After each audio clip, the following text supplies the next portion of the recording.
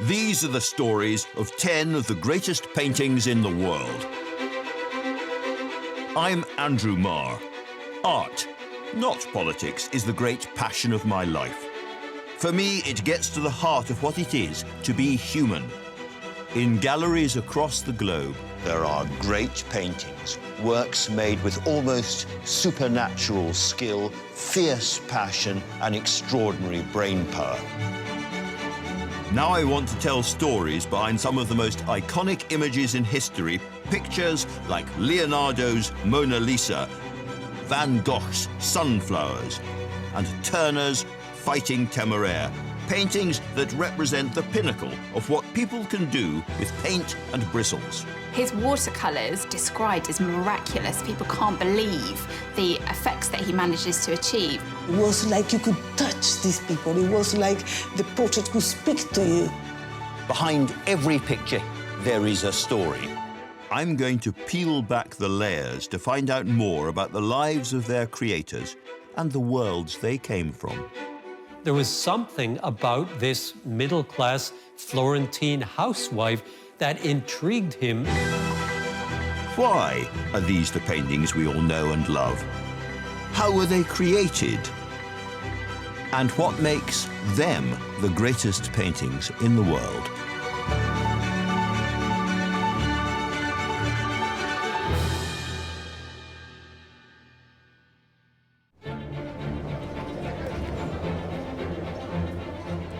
The Louvre, the biggest and the most famous art gallery in the world. It's a colossal museum covering an area larger than 10 football pitches, holding an extraordinary collection of around 5,000 paintings and nearly 500,000 objects. Every year it's visited by nearly 10 million people. If they all came on the same day, the queue here would stretch to Moscow. But although these buildings are stuffed with tip-top masterpieces, 8 out of 10 people queuing are here to see just one thing: the Louvre's most famous portrait, probably the world's most famous portrait, the Mona Lisa. It's an iconic work of art, once valued at $650 million, but truly, it's priceless. Well, here we are at last, just the two of us, Andrew and Mona. And that is a fantastic privilege, because most of the time, Mona Lisa is facing an endless, snaking queue of admirers shuffling forward for their 15 seconds in front of her, mobile phone in hand, before they have to leave again. What can be seen or selfied is a plainly dressed, enigmatic young woman apparently sitting in front of a mountainous view, all of it demanding close inspection. But I can't get too close, of course, because Mona Lisa is protected by an enormously tough glass box. She is better protected than any celebrity or modern president, and quite right too. She has her own temperature inside there to keep the painting as perfectly as it can be kept after all this time. Now, in a better ordered world, there are other Leonardos which I think deserve to be just as famous. There is a fabulous drawing in the National Gallery in London, for instance, of the Virgin and Child with St. Anne, which is endlessly mysterious and haunting and utterly, utterly ravishing. Then there's another portrait, Lady with an Ermine, which is brighter coloured and much more instantly grabby than this one. And yet it is her smile, her gaze, which has held the entire world mesmerised for decades. So what is it about this picture which has won hearts all over the world? Because in the end, it's just a portrait. A young woman twists her head towards us, peering out of a smoky landscape through cracks and darkened varnish. And that's about it. And yet, she is magnetic. In the flesh, she is captivating. So what's her secret? Or rather, what was Leonardo da Vinci's secret? Well, to unfold the tale of this painting and the astonishing man who created it, we must swap the centre of Western art in the 21st century for the most humming, fashionable and culturally swaggering city of the 15th, the birthplace of the biggest artistic revolution the West has ever seen, Renaissance Florence. A visitor to Florence in 1459 said Florence is paradise on earth. It was a very prosperous city, but it was also a city with intellectual and cultural life. People enthused about how the Florentines had created a new golden age through painting, through music, through architecture. And so Florence was really a kind of crucible of a new kind of modern life or a new approach to culture. Whether you were an artist or whether you were a scholar, whether you were interested in the sciences, it was all happening at the same time. It was like the center of the universe. Renaissance simply means rebirth, a return to the glory days of ancient Greece and Rome. Multi-talented and brilliant minds were drawn here like bees to a flower garden. But in a city of 70,000 people, there was one person who really represents what we now mean by the term Renaissance man. Leonardo da Vinci, the man who painted the Mona Lisa, was born nearby in April 1452. He came from a two-horse town, or maybe a one-horse town, called Vinci. It's about 20 miles from Florence. His family were small-time landowners, not incredibly rich. His father was a notary, a lawyer, making his living in Florence. He's listed in his grandfather's tax return. He's listed as a bocca, a mouth, which is rather a nice thing to call your kids their mouths, so they eat a lot of food.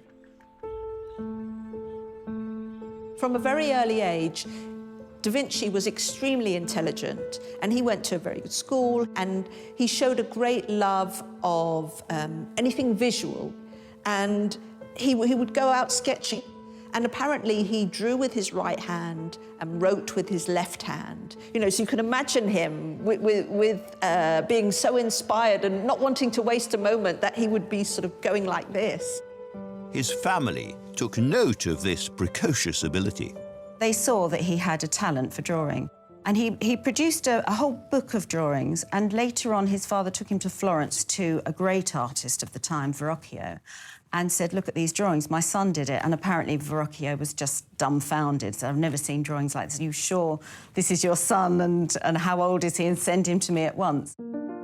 For the teenage Leonardo, this apprenticeship with Verrocchio was like a child footballer being coached by Pep Guardiola.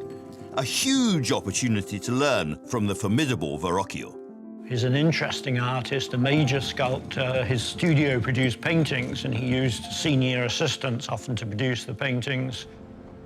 Visitors to Florence may notice that on top of the cathedral dome, built by Brunelleschi, the great architect, there's a very big bronze ball, and Verrocchio put that up there. During the nearly 11 years that Leonardo was his student, Verrocchio worked to polish the young man's obvious artistic skills and draw out his immense natural talent. This meant working together on a huge range of commissions from the church and important Florentine families. A major artist in his own right, Verrocchio must have guessed that his student would one day surpass him. But just how soon would that be? Verrocchio used all of the young painters very wisely in his workshop productions. And one of these paintings is the Baptism of Christ, now in the Uffizi in Florence. And he told Leonardo da Vinci to paint one of the angels in the work, an angel in the lower left-hand corner of the painting. You look at that angel, the draperies are amazing, the hair is absolutely fantastic. It's very urgent kind of expression, and it seems almost certain that Leonardo did all the fancy oil painting finish in this picture. And the story of one of his biographers is that from that point onwards, Verrocchio said, I'll never touch a brush again. From the very beginning, Leonardo was regarded as an unparalleled genius. At the remarkably tender age of 20, the man who would paint the Mona Lisa qualified as a master craftsman, and 6 years later he received his first solo commission to paint an altarpiece for his local chapel. In gossipy Florence, his reputation was spreading. But this wasn't down to hard graft or even innate skill. When we talk of genius, in Leonardo's case, that meant a hungry appetite for all kinds of knowledge, mathematics, poetry, engineering, hydraulics, optics, measurements of all kinds. And it was his frankly gruesome experiments in anatomy that provide one of the clues to his painting of the Mona Lisa.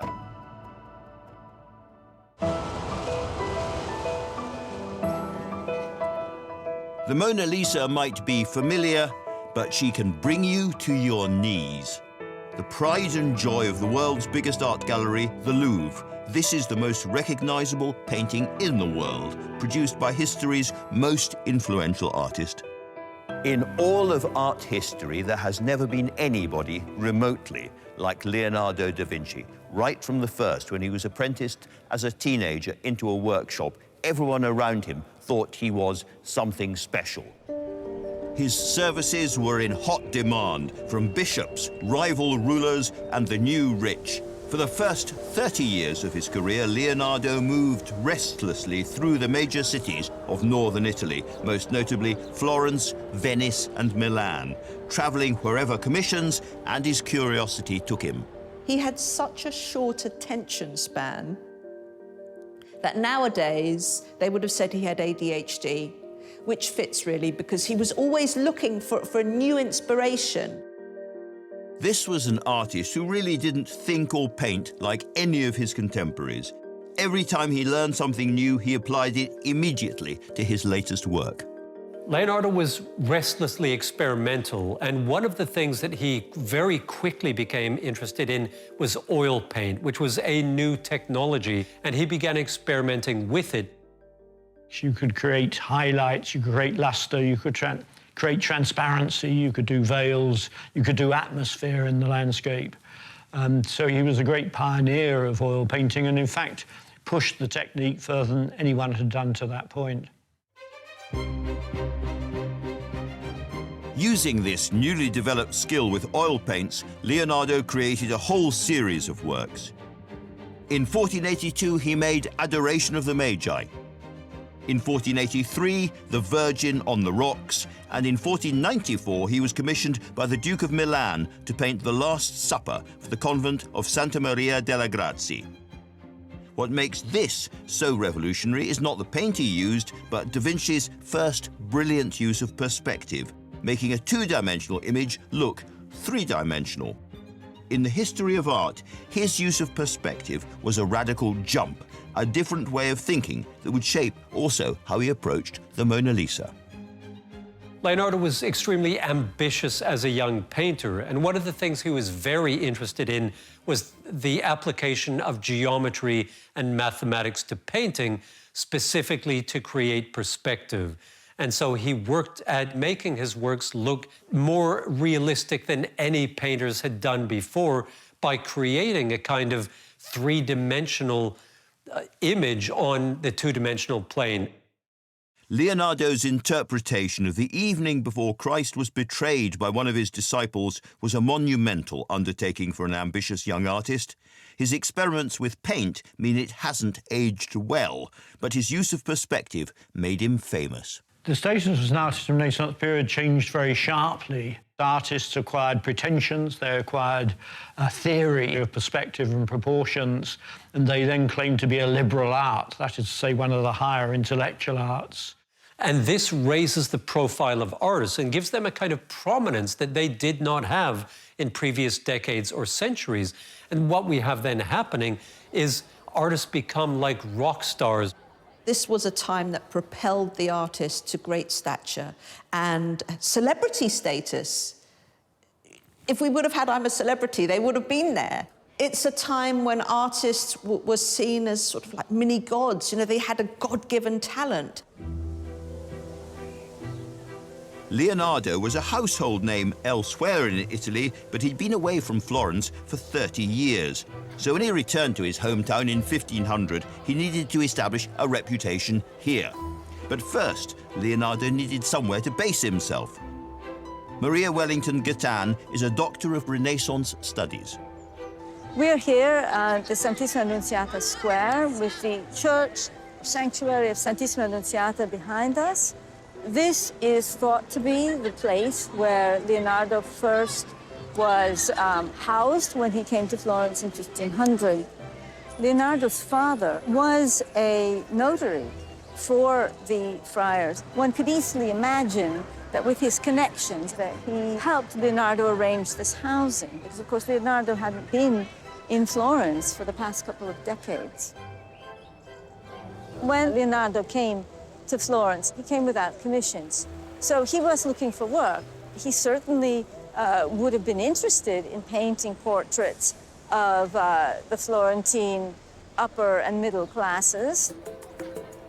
With a host of potential clients, Leonardo would begin work on the portrait that would define his entire career. But the mystery for many centuries was who exactly it was that he'd painted. The commission for the Mona Lisa has various stories, and each of them are fascinating. I suppose the most fashionable in the last 20 years of the daft ideas is that this is Leonardo's pupil, Salai, this rascally but rather handsome pupil with curly hair.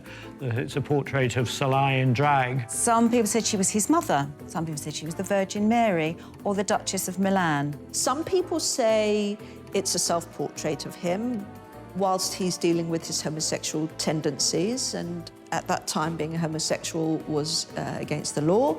It seems that this extraordinary picture must have an extraordinary explanation, but in fact this extraordinary picture has a sober explanation.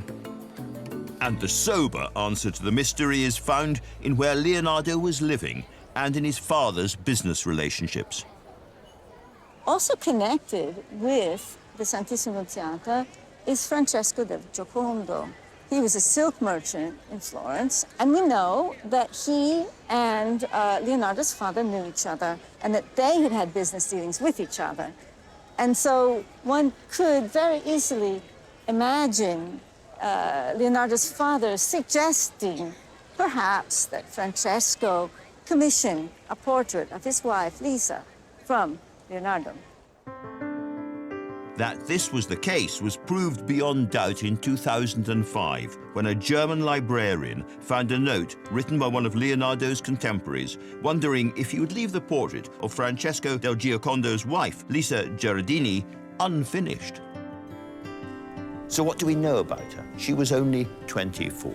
She was the wife of a fairly wealthy trader in silks and fabrics, and possibly also in slaves, who was himself a client of Leonardo's father, a notary or lawyer. So they knew the family.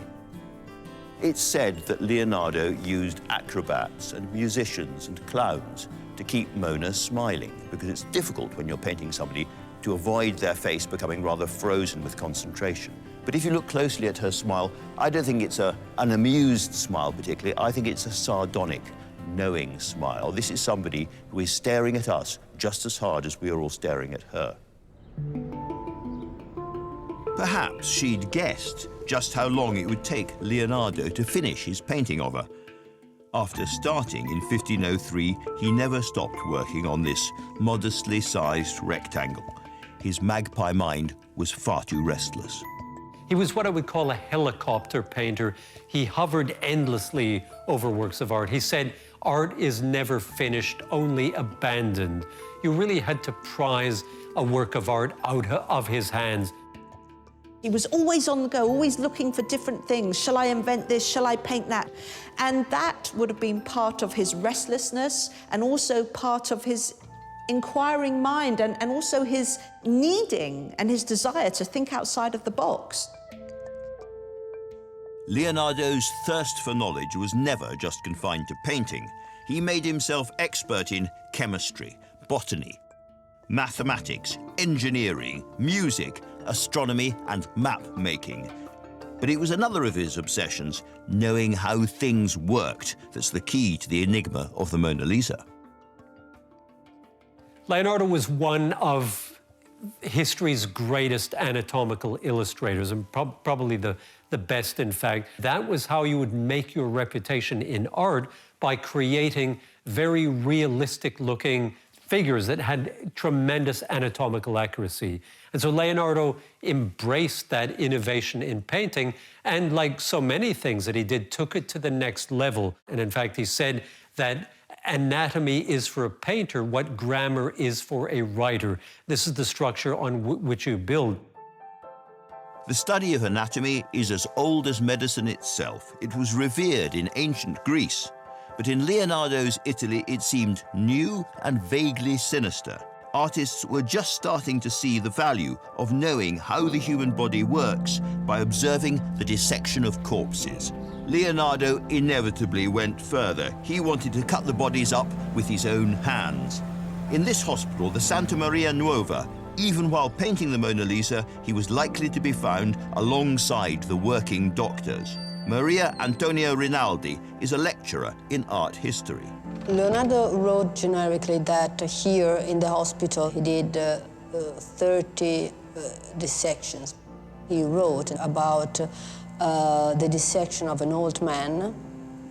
Actually, the old man told to Leonardo that he was more than 100 years old, and Leonardo said he passed away in such a serene way that I wanted to understand the reason of such a dolce morte, sweet death.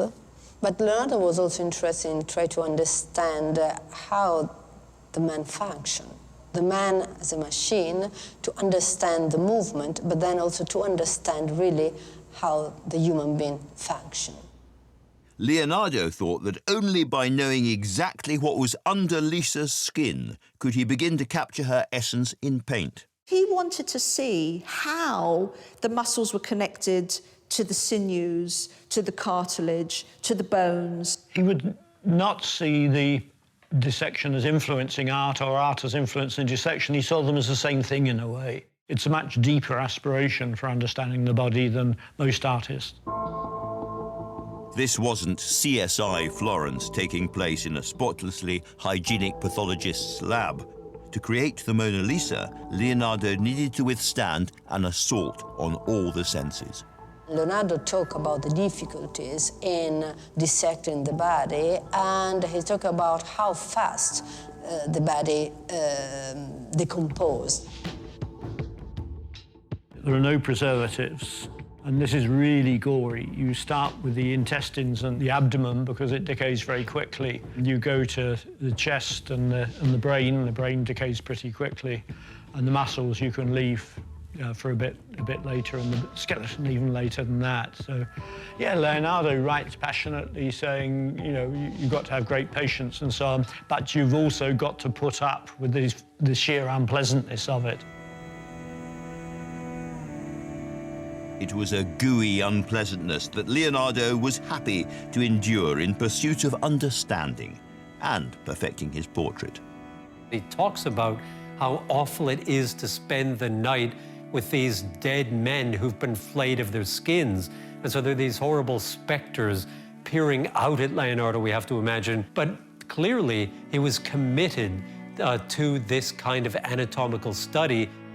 He saw painting as remaking nature. So to remake nature, you had to understand nature, not just what something looks like on the surface, but you had to understand what was going on inside. His curiosity, his appetite of understanding, learning, with such an attention to the detail that his anatomical studies are quite perfect. Leonardo made reams of notes and drawings about his discoveries, obsessed by the inner workings of the human body. That smile, where exactly were the muscles that moved the mouth and the lips? And how did they combine? For Leonardo, his scientific experiments and his artistic endeavors were inseparable. He was the great connector. There was no reason to keep science and art separate in this life. And so, instead, Leonardo combined the two disciplines. He applied everything he was learning about human anatomy to his art. In this case, the face of the Mona Lisa. The Mona Lisa is the most iconic and most recognizable portrait in the world, the work of an artist of undisputed genius, Leonardo da Vinci. Leonardo was much more than an artist. His insatiable appetite for knowledge of all available kinds spread far beyond the canvas. He was fascinated by things as diverse as mathematics, optics, anatomy, and in particular, human dissection. And quite rightly, he could never separate the science from the art, so that everything he learned in the morgue turned up eventually on the canvas. There aren't many paintings that more or less everyone in the Western world can describe, and analysing it is a joy because Leonardo's extraordinary talent shines through. But once you know that his love of dissection helped to create that famous face, it's hard to see it in quite the same way again. One of the great things about Leonardo is that his drawings and his notebooks show us his mind actually working. And so when we say, oh, he learned from optics in the painting, what exactly do we mean? Well, take the very famous case of the way that Mona Lisa's eyes appear to follow you around the room. That is because the pupil in one eye is looking directly at the viewer, and the pupil in the other eye is slightly off kilter, and that gives the illusion. It became very, very famous. So famous, it's known as the Mona Lisa effect, but it's pure optics. Really close attention to detail produces mystery. Take the case of Mona Lisa's famous smile. Now, if you look directly at her, she doesn't seem to be smiling at all. But if you glance to one side, she does seem to be smiling. And that is because of sfumato, this famous smoky technique that Leonardo uses right at the corner of her lips. After cutting up eyes and studying optical theory, Leonardo recognized that vision is only sharp when we look at things straight on. The eyes can be fooled. By painting extraordinarily fine downward lines at the corners of her lips, he creates the effect. She isn't smiling. Let your gaze widen and the lips blur. The corners appear to lift, her lips change shape. She is smiling. It's almost invisible, and yet it produces the illusion of a mobile, smiling mouth. There's no hard outlines in the Mona Lisa's face. They're all blurred, so it gives the sense that she's moving. And also, she's not painted directly onto you. She's at an angle. And because she's at an angle, she's showing that she's moving and also showing that she's occupying a three-dimensional space. I think he was rather pleased when people picked up what he was doing. This very daring recipe of the slightly sideways pose, the direct look. In most cases with female portraits, it was not polite for a woman to engage in eye contact with a man. So you had downcast eyes, you were in profile if you did a portrait. Leonardo breaks that convention. Leonardo's painting was the closest thing to naturalism that portraiture had yet seen. This was a picture soaked in understanding. Every part of this canvas, from the corkscrew shine of her hair to the details on Mona Lisa's robe, all of those things were achieved by a minute attention to detail. This is, of course, a still image, but she is alive. After spending more than 4 years toiling on this masterpiece, constantly reworking it, changing and tweaking wherever he saw fit, technically, Leonardo was finished, but he would not let it go. It was very typical of Da Vinci not to finish a work of art. He never felt that he'd made it good enough. He always felt there was more to do, just change this bit and that bit. A lot of artists have this problem, especially if you're a perfectionist, as he was. The family who commissioned the Mona Lisa never got the painting, but they never paid the money either. As Leonardo kept it with him, few people ever had the chance to see the Mona Lisa, certainly until it went on display in the 19th century. But a small number of Leonardo's contemporaries did get to see her up close and personal, and the impact on them was seismic. Immediately, the Mona Lisa influenced the way that artists were working at the time. The artist who probably had the most profound reaction to Leonardo was young Raphael. Raphael painted these two aristocrats, Angelo and Maddalena Doni, and she is absolutely in the pose of Mona Lisa, but doesn't smile. He clearly had seen the Mona Lisa and could not have painted Maddalena without having seen this work of art. And likewise, his Lady with the Unicorn is almost a complete copy of the Mona Lisa. And so this becomes transformative in portraiture as painters now begin doing their versions of the Mona Lisa. It It may have changed the history of portraiture, but Leonardo was failing to leave his masterpiece alone. Over the next decade, he continued to tweak and finesse it. An indication of the importance of the Mona Lisa to Leonardo is the fact that he kept it with him throughout the rest of his life. It was something that he really believed was one of the finest expressions of his brush, and he could not let it go. It was something he still wanted to perfect. Consequently, the image we know and see today is quite different to the original portrait and may indeed be unrecognizable as Lisa del Giocondo. It's clear from the technical analysis we can now see a lot of the underdrawing. She started off with an orthodox Tuscan dress, and it gradually matured into something which was very decorative with the twisted shawl and so on. And she's put in front of this very remarkable landscape. So it's clear that the portrait becomes what I call a universal picture. Leonardo is pouring knowledge into it about light, about anatomy, about psychology, about geology. Now, nobody much was interested in Lisa del Giocondo outside the family. So it ceases to become a mugshot and becomes something much more universal. In 1517, with the Mona Lisa nearly always at hand, the 65-year-old Leonardo became an eminent figure in the King of France's court. He went to work for Francis I. Now, for Francis was trying to buy into the Italian Renaissance. It was the latest thing, and he got the top striker, as it were. Leonardo was expected to do things, but he was a kind of ornament of the court. He had a huge salary, big salary, much bigger than even most courtiers and most civil servants would have had. But Leonardo would only serve the king for 2 short years. He died in Amboise, in the Loire Valley, in 1519. It's said that he passed away in the arms of the king himself, who was devastated by his death. Leonardo da Vinci was one of the greatest painters in Europe at this point, and so his death was widely mourned. And we can say, yes, he finished not many paintings, but he finished the world's most famous painting, the world's second most famous painting, the Last Supper, and the world's most famous drawing, the man in the square and the circle, based upon the writings of the Roman architect Vitruvius. And when people say to me he didn't finish much, I said, well, he finished these 3 most famous things, and that's not bad. When Leonardo died, the Mona Lisa was bought by the French royal family, and for the next 278 years was moved around among their numerous palaces. It was only ever seen by France's rulers and their most valued courtiers. Finally, in 1797, Leonardo's painting made its way here to the Louvre, where it was displayed with the rest of the former royal collection.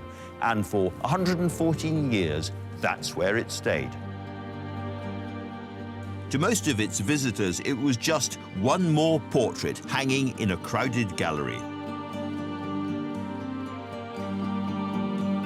Its place in the world's cultural landscape was frankly about as big as the space it took up on the wall of the Louvre. That is, until the 21st of August 1911, when the painting simply disappeared.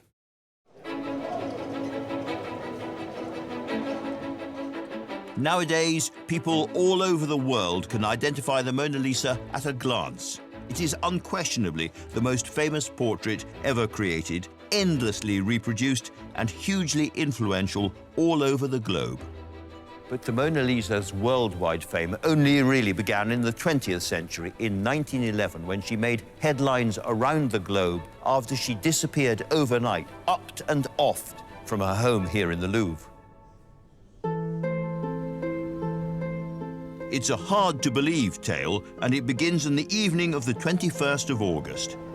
With no security measures but locked doors, the Louvre's 400 rooms were guarded by just a handful of men, and none of them saw Leonardo's masterpiece vanish into thin air. No one noticed for 28 hours that the Mona Lisa was not on the wall. Paintings were often being removed to be photographed, so that's what staff assumed was happening to the Mona Lisa. When they discovered it was missing, of course it became enormous news. Journalists couldn't get enough of the story. Karine Friedberger, a specialist in the history of art, is at the French National Library. This newspaper is called Le Petit Parisien, and the title says this famous painting by Leonardo da Vinci, La Joconde, Mona Lisa, has disappeared from the Louvre Museum. How? Since when? We don't know. We only have the frame left. And then it takes us through the shock of the personnel in the Louvre Museum, finding this empty space and wondering who could have had access. Now, for the first time, anyone who bought a newspaper knew about the Mona Lisa. The Louvre was closed for 9 days, and when it reopened, something rather extraordinary happened.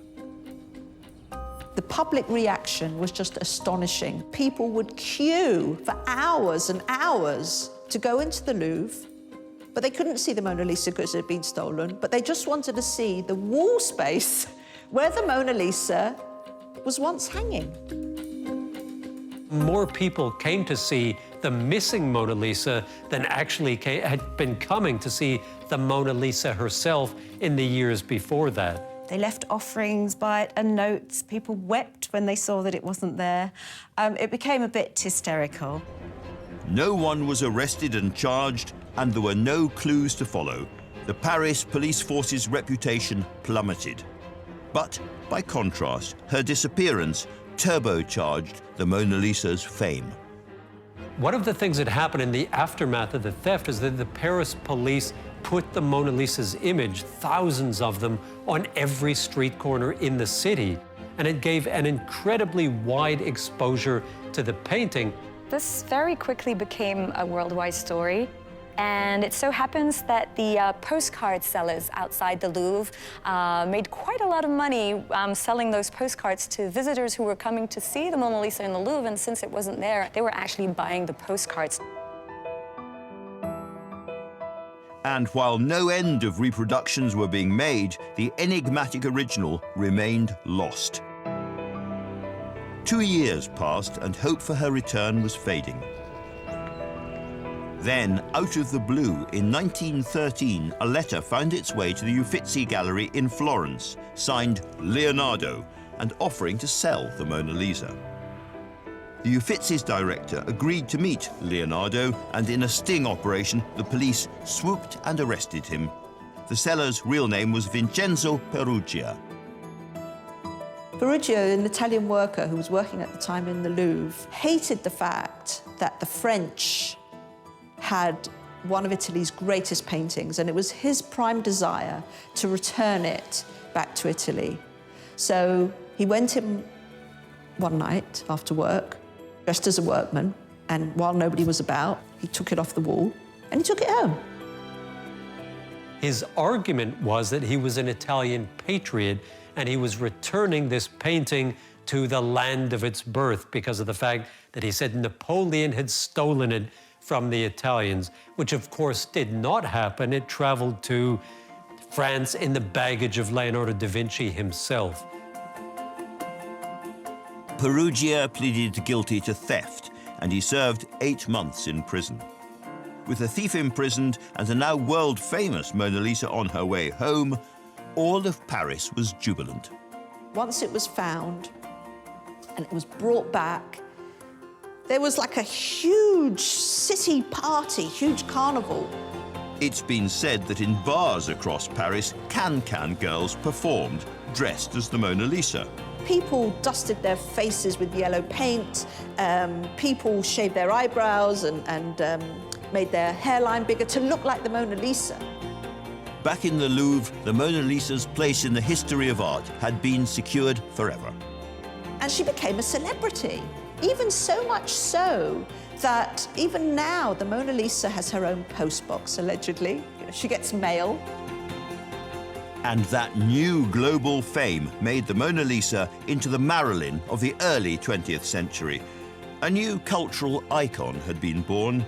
Everyone wanted to see the small, famous painting in the flesh, and her travels on loan abroad were treated like a royal tour, prompting a semi-hysteria wherever she went.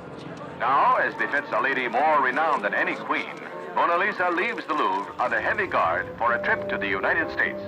Whenever the French government needed a little hand with some foreign relations, the Mona Lisa could be lent out to help oil the wheels. No VIP has been surrounded by more security. The Secret Service has been ordered to stand guard over the lady with the enigmatic smile 24 hours a day. While she was on display in New York, nearly 2 million people queued to get a 20-second or so glimpse of her. Similar numbers flocked to see her wherever she went in the world before officially retiring, exhausted, to the Louvre in 1974, where she's remained its biggest attraction ever since. Mona Lisa is the best-known image in the world. There really is no rival. I've seen her twice out of the frame, and it has a kind of living presence. It has a sort of breathing presence. This sounds very pretentious, but there's no other way to describe it. It's quite incredible that she remains up there, bigger than any other work of art. Nothing has usurped her. She's remained the greatest celebrity portrait that we know. That's the extraordinary draw of the Mona Lisa. She's a global phenomenon, seems to smile at everyone, wherever they are, all over the world.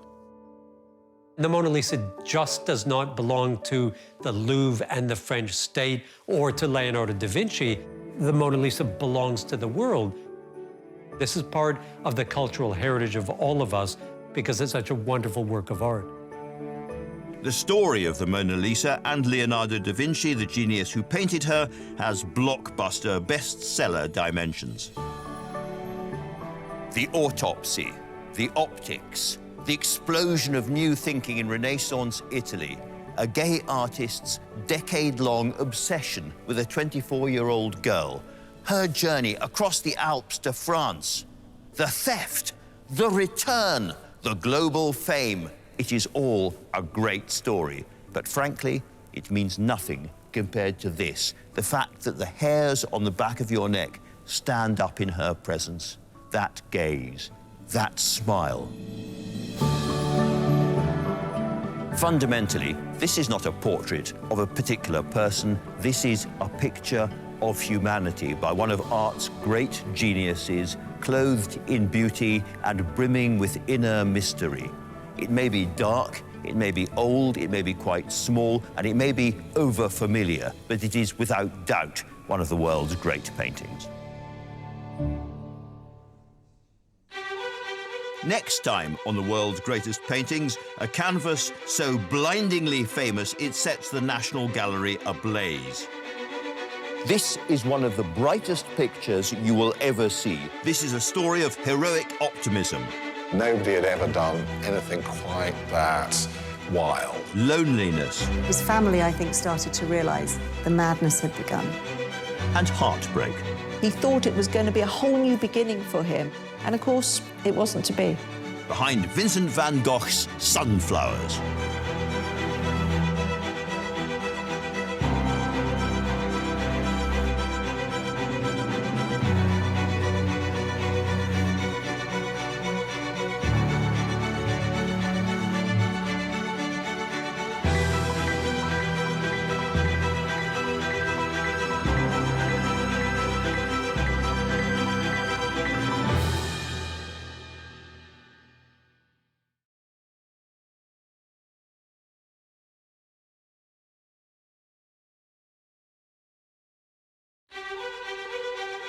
These are the stories of 10 of the greatest paintings in the world.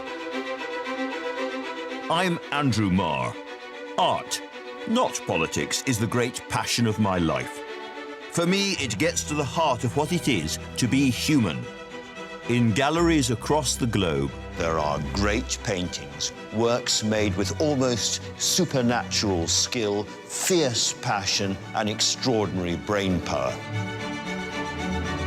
Now I want to tell stories behind some of the most iconic images in history, pictures like Leonardo's Mona Lisa, Van Gogh's Sunflowers, and Turner's Fighting Temeraire, paintings that represent the pinnacle of what people can do with paint and bristles. He created a brand new way of depicting the world. The colours would fizz and pop on the surface. It was like you could touch these people. It was like the portrait could speak to you. Behind every picture, there is a story. I'm going to peel back the layers to find out more about the lives of their creators and the worlds they came from. There was something about this middle-class Florentine housewife that intrigued him. Why are these the paintings we all know and love? How were they created? And what makes them the greatest paintings in the world?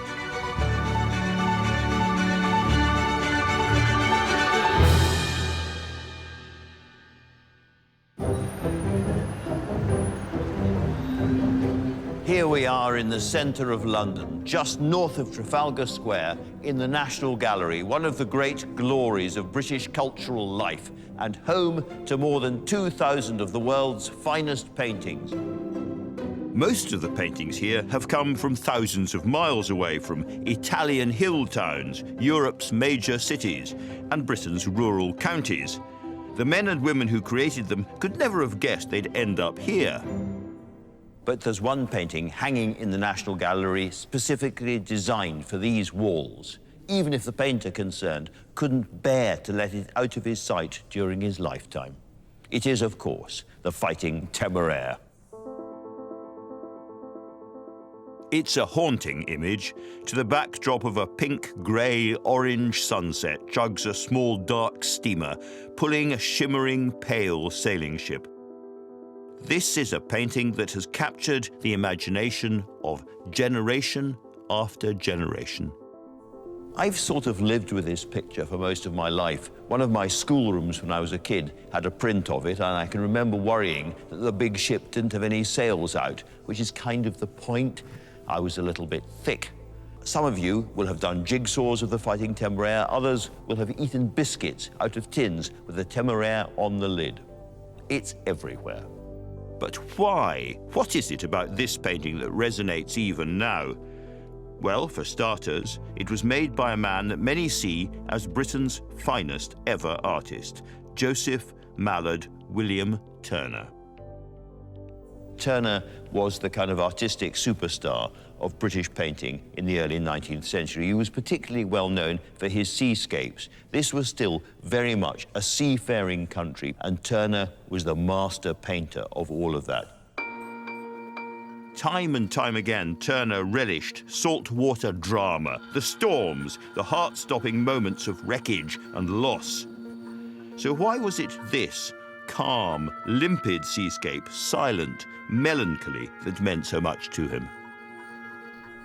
So the story of the picture is very, very simple and straightforward. The Temeraire, which had fought with Nelson at Trafalgar, is finally being tugged away to a shipbreaker's yard on the Thames, and she's being taken there by one of the newfangled steam paddleboat tugs that were on the Thames at the time.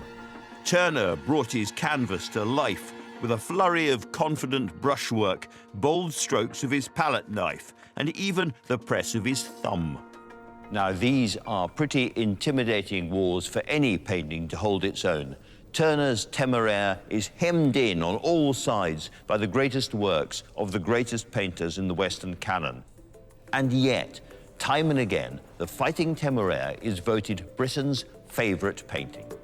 And indeed, it's recognised across the globe as an iconic piece of 19th century art. So, what's the secret of the Fighting Temeraire? To answer that, we have to go back to this painting's origins, because behind the image, so simple and so patriotic, lies another story of class, ambition, and opportunism. A story just as British, but rather more calculated.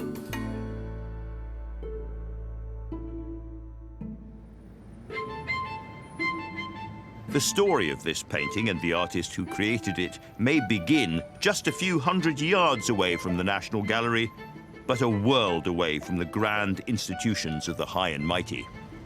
Turner was a Londoner. He was born in a narrow, dark little street called Maiden Lane in Covent Garden, right in the heart of the capital. His father was a wig maker and a barber and had a shop in Covent Garden. Turner was extremely working class. Nowadays, if your parent had a hair salon in Covent Garden, you'd be living a good life, but not back then. His sister died at the age of 5, and his mother ended up in a mental asylum. But he used to love to draw and paint, and that was his way of finding comfort in a world that was slowly being taken from him with the loss of his family. Turner's reassurance would always come in the form of brushes, oils, and canvas. Even at this early age, he showed the same passion that would be the driving force behind his Temeraire. His talent, particularly to his father, was obvious from the start. Because of the shop, the family were brought into the path of some wealthy and influential men, and Mr. Turner Sr. took full advantage of this circumstance. He used his shop as his son's earliest exhibition venue, putting his juvenile watercolours for display and then charging his customers 1 shilling to see them, which might not sound like a lot of money, but 1 shilling is the entrance fee to the Royal Academy, at the time the most prestigious art venue. So it shows just how ambitious he is for his son at this time. Turner instinctively understood what people wanted, and he was making money from his art, his watercolour landscapes, town scenes and monuments, before he even reached his teens. But this barber's son wanted more. From the age of 14, which was young even in those days, he was admitted to the Royal Academy for his precocity in painting and drawing. And from the moment he started to exhibit, people loved his work. It's fair to say he explodes onto the British art scene. His watercolours are the first thing. They're described as miraculous. People can't believe the effects that he manages to achieve in a medium that's very underrated at this time. Almost straight away, it becomes clear that Turner is a star. He is made a Royal Academician at the youngest age ever, only 26 years old. Right from the beginning, Turner would draw and paint what he knew best. And he was really a child of the Thames. He was born just a stone's throw from the river, and all his life he was obsessed by water. Calm water, dangerous, stormy water, boats, ships, and the British all afloat. This was an artist determined to render the world he was living in, the here and now, directly onto his canvas. Turner was inspired by almost everything around him. And the work he made was different. It was wilder, brighter, more expressive, somehow more urgent. He was pushing the boundaries of what could be done with oil and pigment, and it was making him rich. But although Turner had enjoyed his first delicious taste of acclaim and earned enough money to lift him and his father far from their shop, he wanted much more. He wanted, and which serious artist doesn't, a legacy. He wanted paintings which would live long after he had died.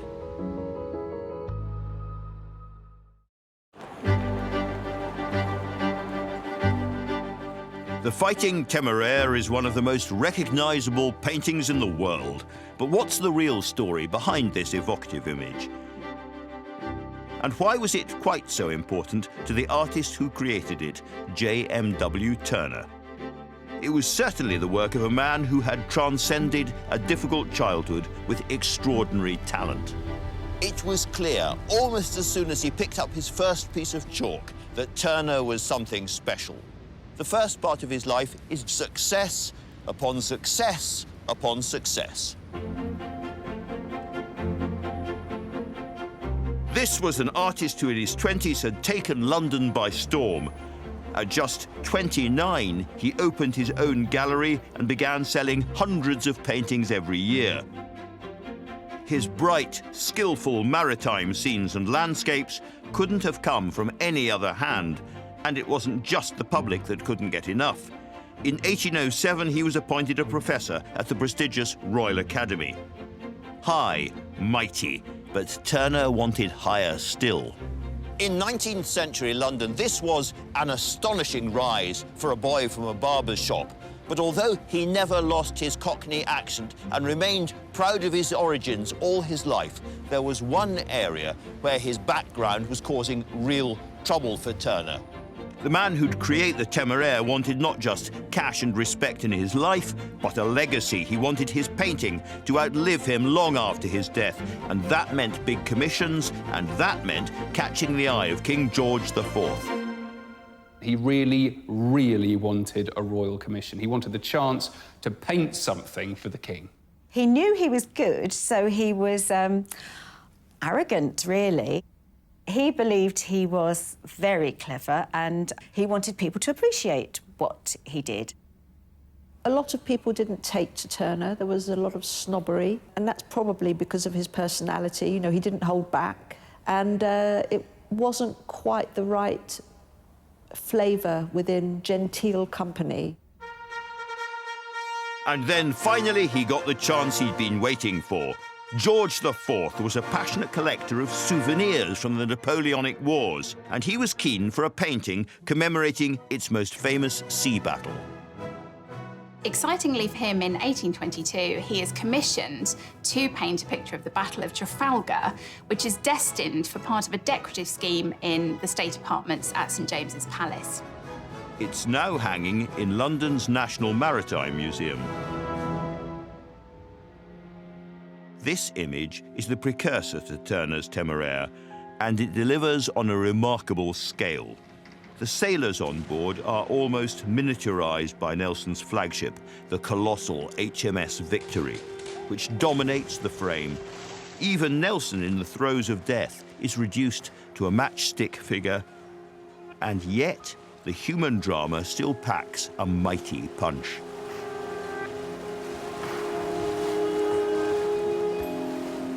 For the senior curator here at Greenwich, Quentin Colville, it takes pride of place at his museum. What you can see here is the height of the Battle of Trafalgar. Nelson's flagship, HMS Victory, is in the foreground, dominating the scene.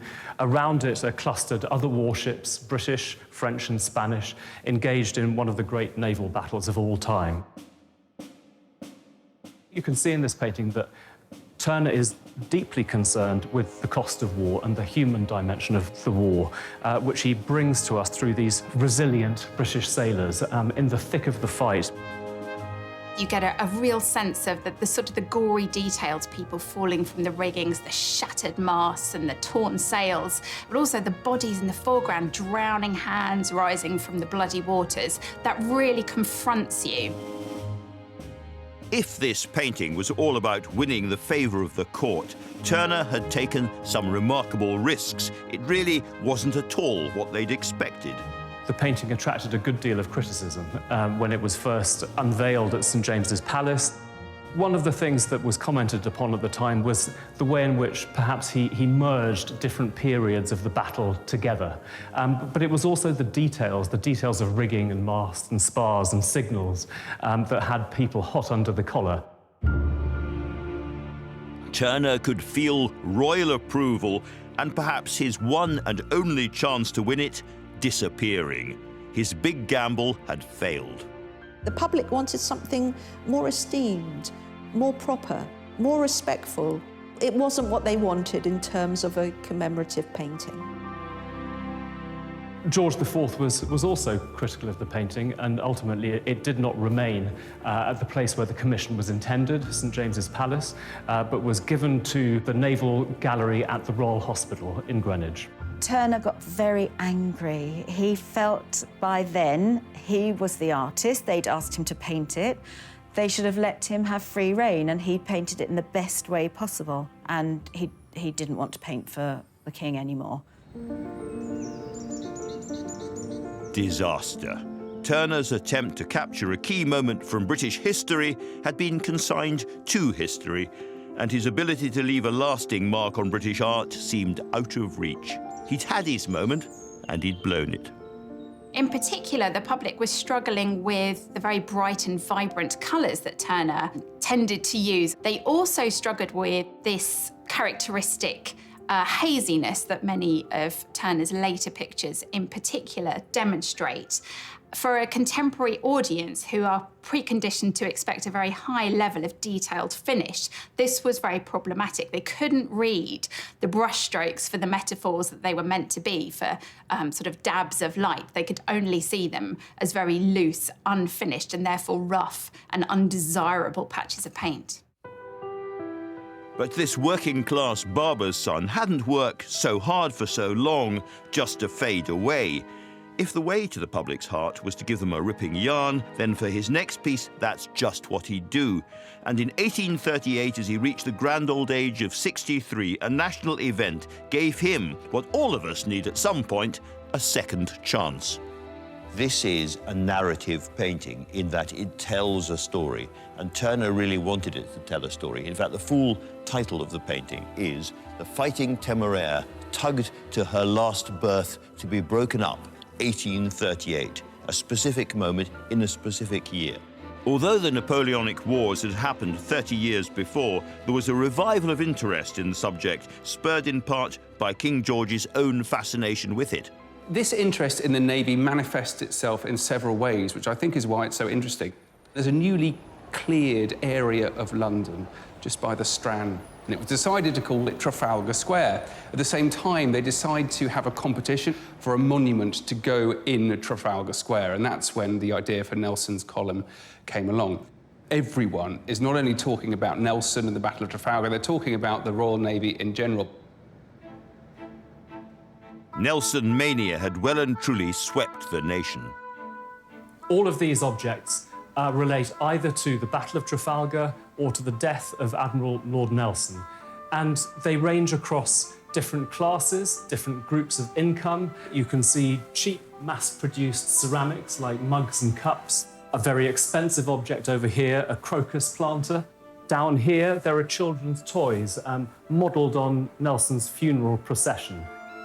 The names of the great battleships were on everyone's lips: the Victory, the Defiance, the Conqueror, and of course the Temeraire. They required objects like this to bring the personalities of those who fought, and also the ships themselves, into their sitting rooms, into their lives, into their houses. So these objects were the essential currency for bringing naval glory and valour into people's real worlds. This had been the biggest conflict of a generation, their Great War, and the commanders and sailors who made up those fleets were still celebrated heroes. This was still very much a maritime naval country, very proud of its navy. What happened to sailors, what happened to ships, was absolutely crucial to the whole country. Turner knew that, and painting that was his great speciality and skill. So when Turner heard that one of the warships, the Temeraire no less, was going to be towed down the Thames on its way to the scrapyard, he knew this could be a very powerful image. The Temeraire was a symbol of national security. She was a symbol of sea power, a symbol of royal naval might, and people knew that that is what had kept them secure. That is what essentially had won the Napoleonic Wars. And that meant that when a ship was taken away, perhaps captured by the enemy, very rare occasion, or in the case of the Temeraire, dismantled, then there was a real sense of loss and grieving felt by the nation. The Temeraire, at this stage still known by its naval nickname, the Saucy Temeraire, had had a hugely important role at Trafalgar. When HMS Victory came under very heavy fire from the French warship Rediscovered, it was the Temeraire that came to the Victory's rescue, moving alongside and in fact firing a terrible broadside into the stern of the French warship.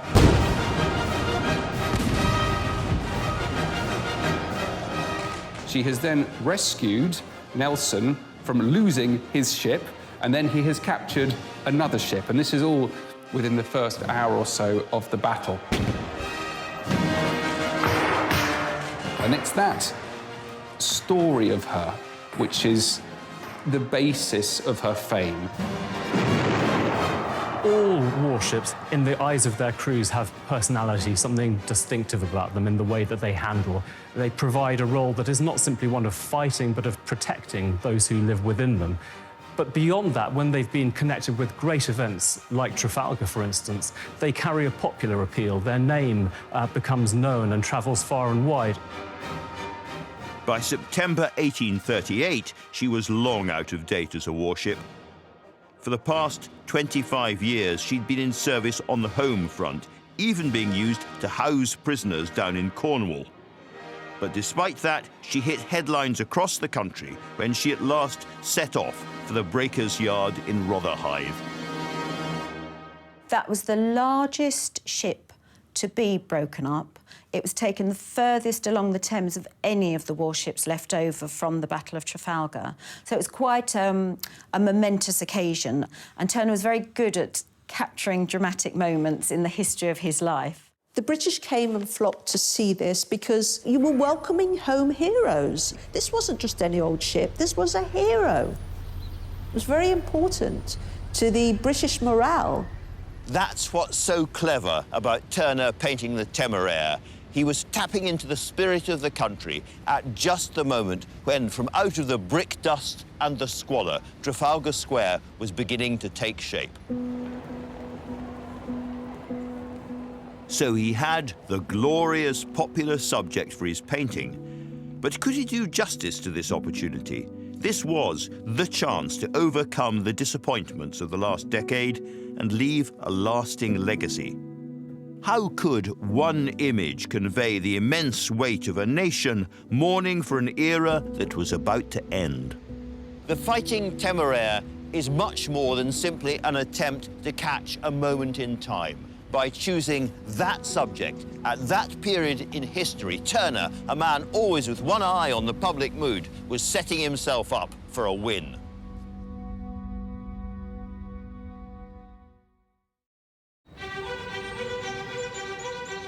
The Napoleonic Wars engulfed a continent in conflict for more than 10 years, climaxing at sea in the bloody clash of the Battle of Trafalgar.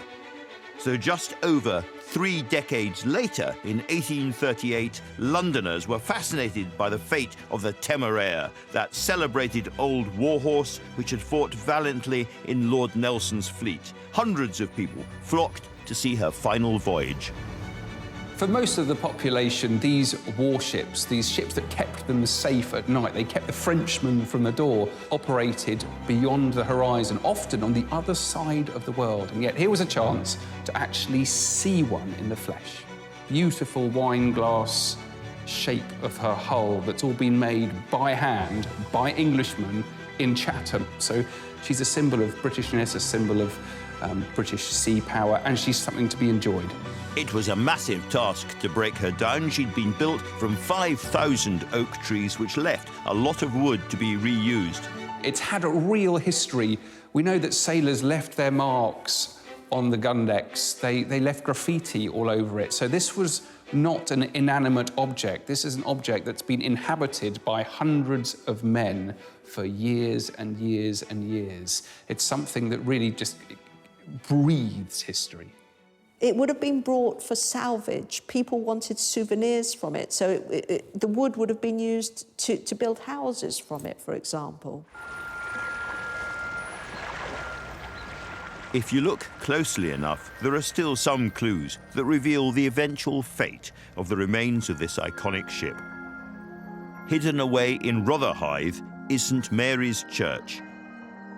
Dating back to 1716, it has a close connection to Britain's seafaring history, and in it are 2 large chairs and 1 altar made from the wood of the broken Temeraire.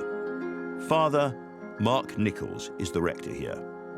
This was a very busy part of London, connecting with the Empire. The Navy was built nearby, and the idea, I think, that Turner had about the Temeraire was a link with the past and a change into the modern era. And to have these things here really connects us with our local and national history. Sir Henry Newbolt wrote a ballad titled The Fighting Temeraire that said, She's fading down the river, but in England's song forever. Everyone wanted to have a slice of the legacy of this historic ship. We know that a barometer was made from her wood. We know that a gong stand was made from her wood, a chair, and there's even the story of someone having a wooden leg made out of her wood. And it's nice to think that there are perhaps little pieces of the Temeraire in houses all over London. The nation had woven the legend of the Temeraire into its past, present, and future. The big question was, how would Turner deliver such a weight of emotion on canvas? He was a very, very aggressive and rivalrous painter. He liked to take on his rivals like Constable and the rest of them and show that he was the best. So whenever Turner produced a special picture like this one, he was making a statement. This is going to knock your socks off. All across this canvas, you can see the creative and even experimental techniques Turner applied to his Temeraire. Some parts are painted with minute precision. The detail on the ship, for example, renders every facet of her hull with fine, flickering strokes. While across the sky, he's used much thicker, almost angry slatherings of paint to bring the canvas to dramatic life. Turner was an obsessive observer of skies, constantly sketching, constantly noting the skies as they changed. Nobody who hadn't done that would have had the confidence to paint something which looks like a hugely glowing, pulsating sunset, and yet when you actually look at the sun itself, the disk of the sun, it's a kind of dirty grey. It's not bright at all. The brightness comes from everywhere else in the picture. Using a technique called scumbling, Turner was able to infuse his dappled clouds with power and texture. He added layer after layer of weak, thin glaze before gently dragging the bright colours of a sunset across his canvas with a heavily laden brush, leaving parts of the underglaze still shining through. Right in the middle of the sunset, you have great lines of dark red and brown, very unexpected when you look at it closely, and yet the overall effect is a completely convincing, pulsating sunset. But while Turner had used his creative talent to depict what had been a real event, this isn't exactly an accurate record of the Temeraire's last voyage. In fact, Turner has used considerable artistic license. He always claimed that he'd seen the ship going by himself as it was going to be broken up, but that cannot be quite true, or if it is, he's deliberately changed what he remembered, because the real Temeraire at this point would have been a poor old wormy hulk, a great lump of rotting wood, not the beautifully accoutred ship that Turner has painted. So we've got the ship painted looking like a ghost in beautiful white and gold, when actually it was yellow and black. He painted one tug leading it. There would have been two leading it. He moved the tug's funnel to the back so that the billowing smoke is almost heralding the ship behind it. The Temeraire itself has tall masts and some furled sails, which by the time it was being broken up, all that was chopped down to make it easier to be tugged along. So the whole image is fabricated. He's painted the sunset in that painting, because a sunset in a painting, the narrative is that it's the end of something. Something's coming to close, like it's the end of the day. But the sunset is depicted on the wrong side of the painting. Turner artistically moved it over to the other side of the canvas. And why has he painted the moon in the painting as well at the same time? Well, sometimes you can see the moon in the early morning as well as the sunset. And other people say he painted it to show that time was passing, that it was almost like a funeral march, and slowly going through day and night with the sun and the moon, she was being brought into her final resting place. The painting is very aesthetically pleasing and beautiful. It's a wonderful study in contrasts. On the one side, you have this beautiful silvery spectral ship illuminated by the moon, very quiet and very understated. And that contrasts beautifully with the explosion of flamboyant, energetic, fiery colour on the other side, the dynamics of the sun rising or setting. But was this the sun setting on a past era, a Britain before steam?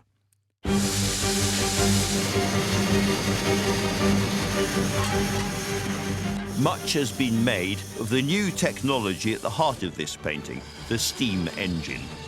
And Turner must have had a keen sense of the Industrial Revolution which was then exploding all around him. Could the Fighting Temeraire be about how this new steam power was replacing the customs and the history of old? On a simple level, it's very easy to read. You don't have to be a historian of 19th century art to be able to unpick the story of the sailing ship being towed by the steamship, and it's about one age passing into another. But that simplicity belies the very complex issues that Turner brings within it. And like all great works of art, it can be interpreted in different ways. So is it celebratory? Is it sad? Is it poignant? I think it's above all an image of hope. A lot of people said, oh, this is an example of Turner's unhappy with the changing of era where you've got the great wooden walls of the Age of Sail being dragged to their death by steam power. In fact, you realise that one of the most beautifully painted bits of the entire painting is the steamer, it's the tug. And Turner is celebrating that tug. He's celebrating steam power. He's celebrating the new England as much as he's mourning the loss of the old. But for Turner, it would be the public and the critical response to his painting that would really be crucial. The subject of Turner's most important painting was remaining relevant. But no matter how much he tapped into the public mood, there was a new problem looming on Turner's horizon. That problem was that Turner would be up against a host of contemporaries all competing for pride of place at the Royal Academy show, the best slot for the most important moment of the year. Turner knew that how his work was received at this prestigious event could make or break its wider reception. But Turner's luck hadn't run out quite yet. By 1839, the Royal Academy had moved into a space in the new National Gallery on the edge of Trafalgar Square. So Turner's painting of a heroic Napoleonic-era warship couldn't have had a better view. And Turner had one final trick up his sleeve. Not only was his painting to be displayed in a location essentially twinned to its subject matter, Trafalgar Story, Trafalgar Square, but Turner was also on the hanging committee that year as well, which meant he could choose the perfect position for his painting. This is an unprecedented tale of luck and good planning. There was literally nothing more that Turner could do. He had created a masterpiece, and to promote it, he had fired off every cannon he had. All he could do now was stand back and wait for the reception.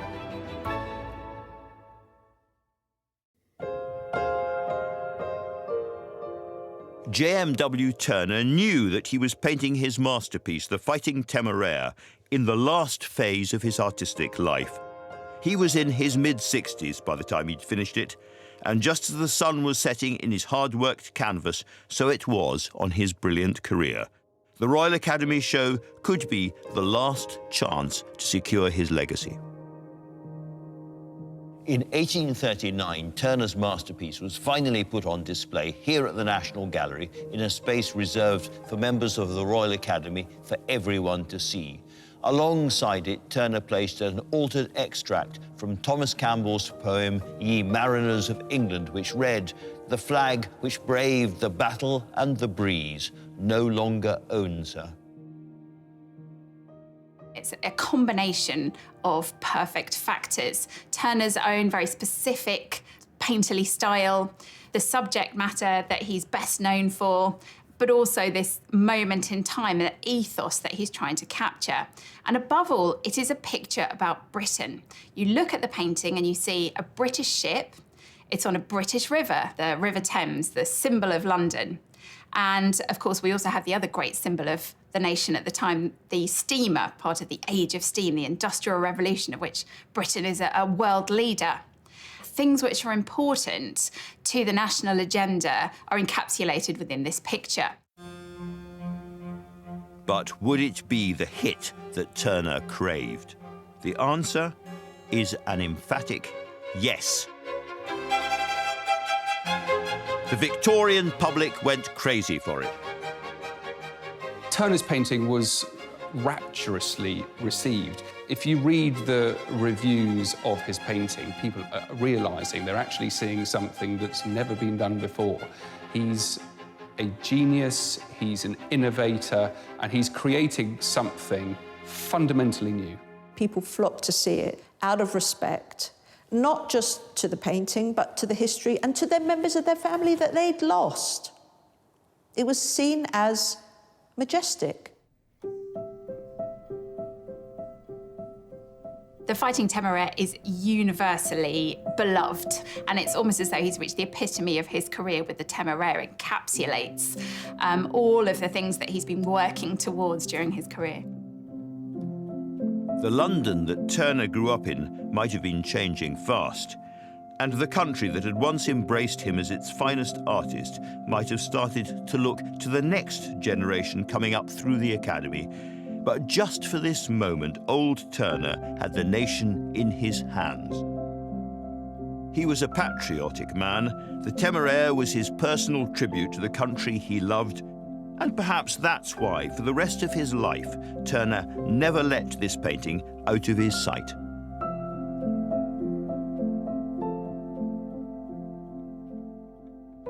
Turner liked it so much, he had a pet name for it. He called it his darling, which I think is really sweet. The love of Turner's life was the Fighting Temeraire. He didn't want to sell it. And when he was offered a cheque for £5,000, he still refused to sell it. It's almost as much as the ship itself was sold for. And Turner turns this amount of money down. And even when he's offered a blank cheque, he still refuses to part with the picture. So clearly he recognises that this is a statement of a great importance for him as an artist. Although Turner remained one of the most famous artists in England until his death, by the late 1830s, a new wave of younger painters were superseding him. And it hurt when his own evolving technique after the Temeraire, his radical old age, went unappreciated. As time went on, he painted fewer details, more impasto, thicker paint, quicker brush marks, more of the atmosphere than the actual place. And quite a few people criticised this. They said, these aren't paintings. And he was angry, he was furious because he knew what he was doing and he was just moving art on. He'd done that at the beginning of his life. He'd painted the detailed works. Now he was painting atmosphere and light. Turner had not devoted his entire life to art just to be forgotten, and towards the end of his life, he made sure that neither he nor his paintings would fade into obscurity. He wanted to leave a legacy for Britain, and he wrote in his will that he wanted all his works kept together and shown together. Turner was obsessed with his legacy, and the last few years of his life, he made absolutely certain that his paintings were in the locations he wanted them to be in, framed in the way he wanted them framed, so they could be appreciated by the public in the way he wanted his paintings to be appreciated. Turner died in his house on the banks of the Thames, the river he'd loved all his life, at the age of 76, on the 19th of December, 1851. Turner's funeral was organised by his fellow academicians. His body lay in state in his gallery, and then it was taken and interred in no less a place than St Paul's Cathedral. I mean, what greater endorsement for national heroism is there? And you can find him there in the crypt today, lying next to Sir Joshua Reynolds, the first president of the Academy, which I think would have pleased Turner greatly, and also not that far from Lord Nelson. They're lying almost side by side, and it wouldn't surprise me if he'd particularly asked for that to happen. His will stipulated that the entire contents of his studio be left to the nation. That's nearly 300 oil paintings and more than 30,000 drawings and sketches, of which the most important is, of course, the Fighting Temeraire.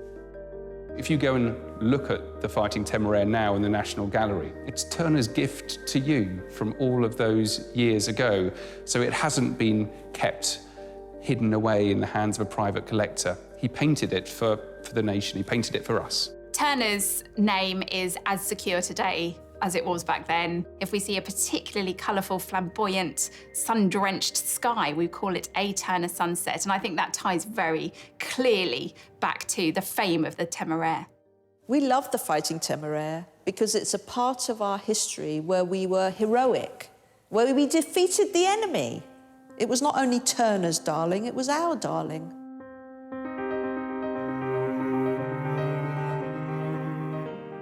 There's only one place to end this story, and it's, of course, back here in the National Gallery, where Turner's darling is displayed permanently, just as he always wanted.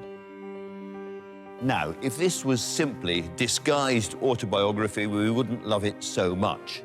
The truth is that Georgian Britain, the country that had fought the Napoleonic Wars, was not simply vanishing into the sunset, or if it was, then a new Britain, the much more vigorous, industrial, imperial, Victorian Britain, symbolised by that tugboat, was about to emerge.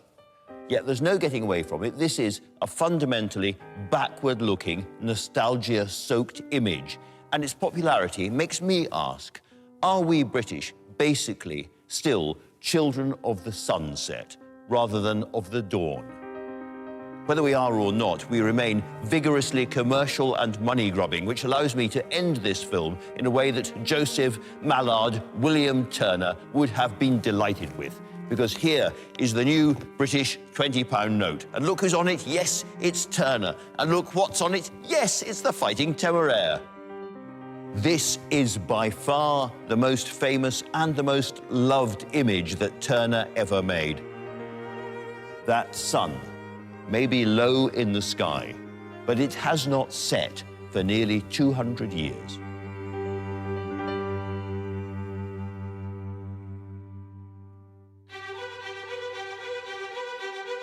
Next time, there are people who think that great art should be like a warm bath.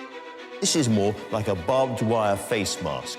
How one of the darkest events in Spanish history. It's the catastrophe which alerts us to what modern warfare was going to look like. Met a prolific artist's complicated love life. He referred to women as either goddesses or doormats and weeping machines. It could only be Pablo Picasso's Weeping Woman.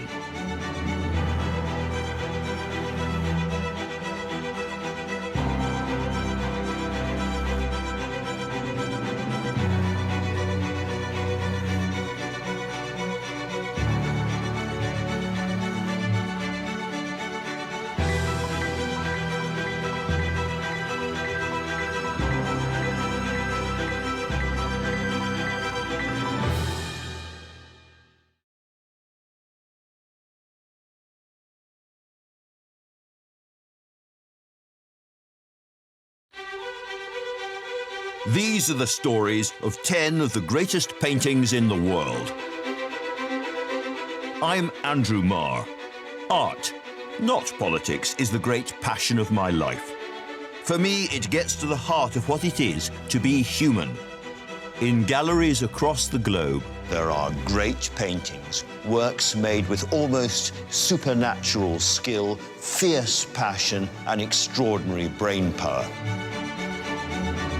Now I want to tell stories behind some of the most iconic images in history, pictures like Leonardo's Mona Lisa, Van Gogh's Sunflowers, and Turner's Fighting Temeraire, paintings that represent the pinnacle of what people can do with paint and bristles. He created a brand new way of depicting the world. The colours would fizz and pop on the surface. It was like you could touch these people. It was like the portrait could speak to you. Behind every picture, there is a story. I'm going to peel back the layers to find out more about the lives of their creators and the worlds they came from. There was something about this middle-class Florentine housewife that intrigued him. Why are these the paintings we all know and love? How were they created? And what makes them the greatest paintings in the world?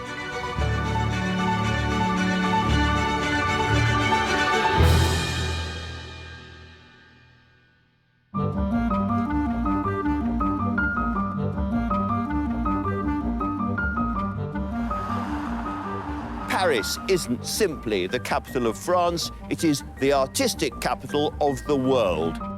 For centuries, this city has been a kind of buzzing hive of the West's cultural and artistic development, home to thriving communities of go-ahead artists and some of the world's most important artworks. Amidst the hustle of Paris, art is everywhere. Good art, not so good art. But there is one modestly sized gallery hiding something sensational.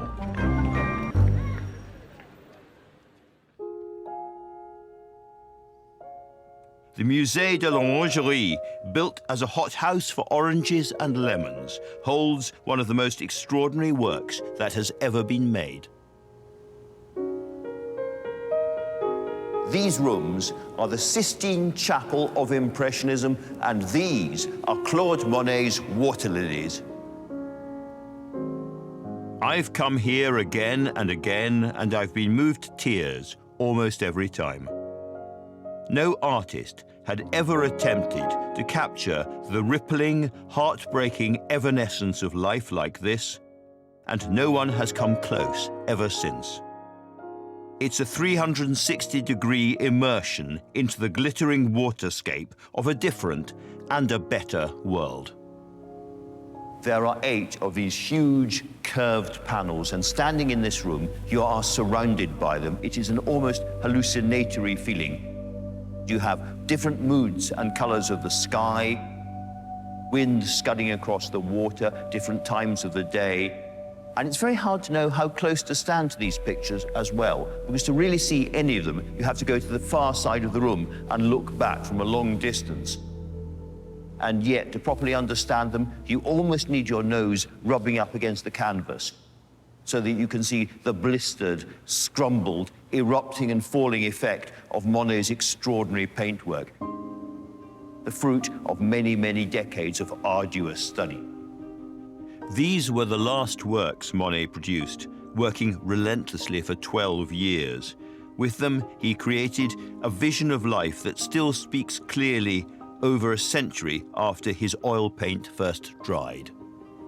More than 1 million people come into these rooms for that sense of serenity, and they walk out feeling calm and serene and reassured about the world, which is exactly not the story of the origin of the pictures. Behind these giant canvases, there lies a story of personal tragedy, of a brutal war, and a tormented man with a final, insatiable obsession.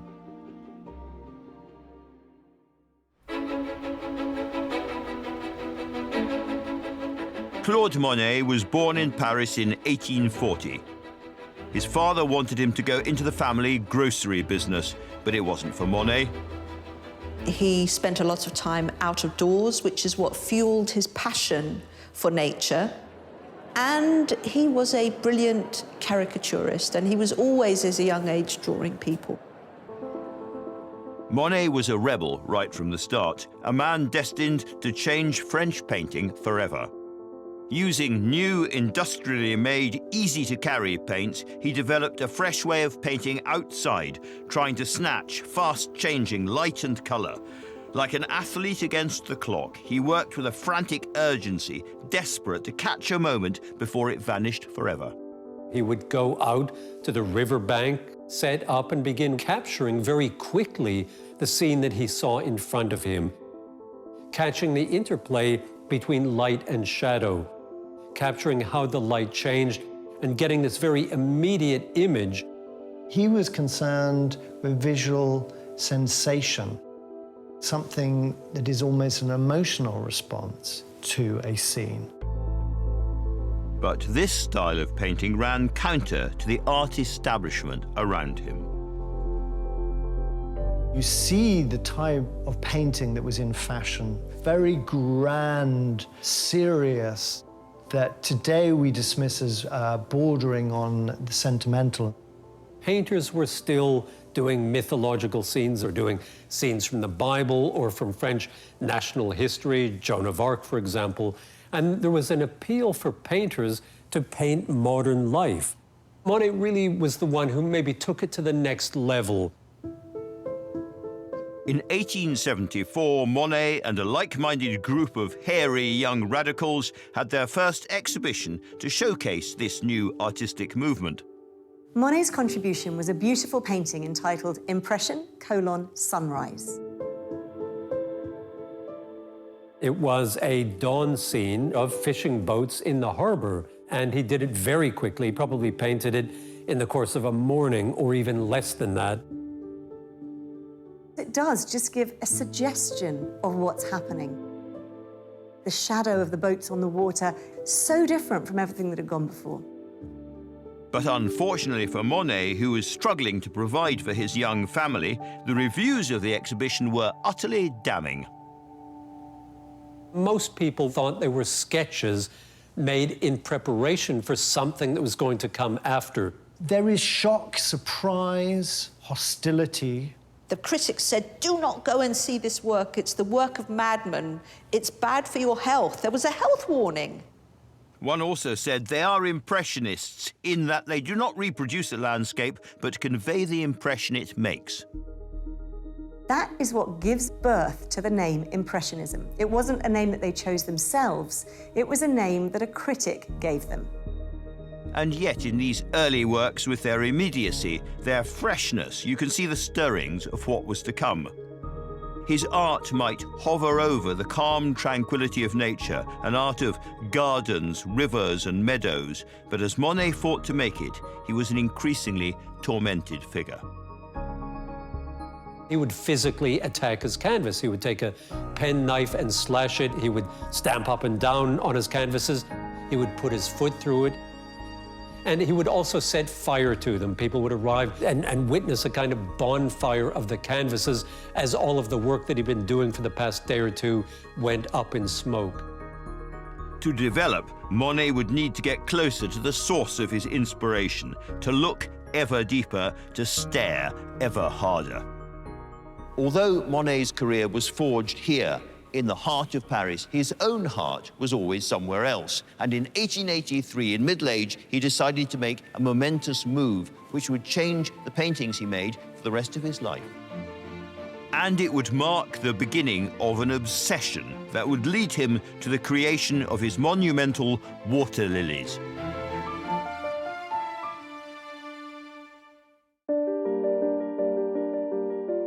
Claude Monet's grand decorations are a unique masterpiece, a collection of 8 vast panels sweeping across 2 oval rooms. These canvases are the culmination of a nearly 4-decade-long obsession. Water lilies, which in French are called nymphias or nymphs, have become as associated with Monet as, for instance, sunflowers with Van Gogh. And just as those sunflowers would be inspired by Van Gogh's move to the country, so it would be for Monet and his beloved lilies.